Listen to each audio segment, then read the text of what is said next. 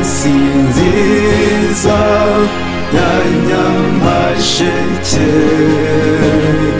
wiharaza ubwiza mu gutera igikundiro, murwa wituze mu Rwanda ubereye Imana.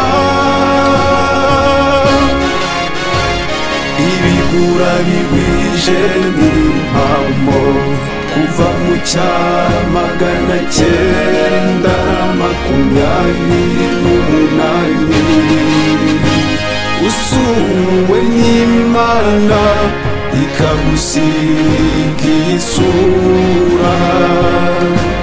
Wabaye musanganyangabiye, abawe rufite ihirwe.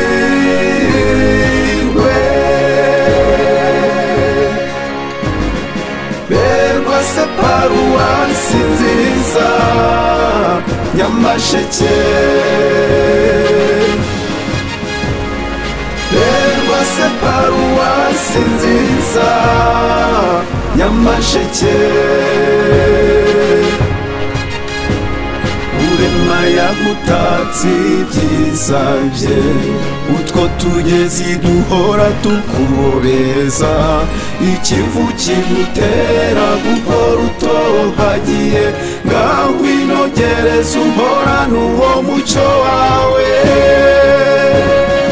berwa se uhora usingiza Rugaba, wakugabiye abashumba batijana. Reba izo ntore zitigeze ziteba mu kugutoreza, batuma uhorana itoto. Hahirwa abahora bahazwa ihirwe wahawe, berwa se paruwasi nziza Nyamasheke,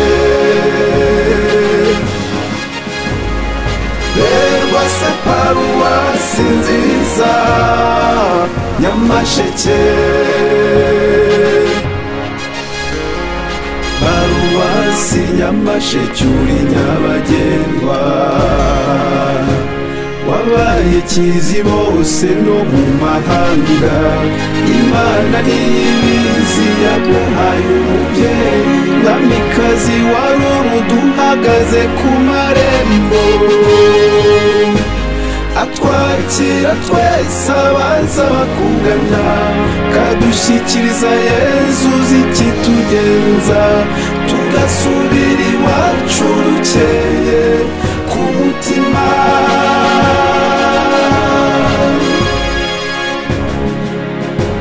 Bashumba mushinzwe ubushyo bw'i Nyamasheke, nimugumye mushengere umushumba mwiza. Abashoboze guhorana ubushishozi, mubashoboza kwimira rushimusi.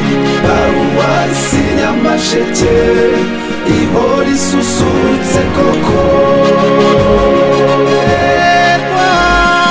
berwa se paruwasi nziza Nyamasheke, berwa se paruwasi nziza Nyamasheke, berwa se paruwasi nziza Nyamasheke.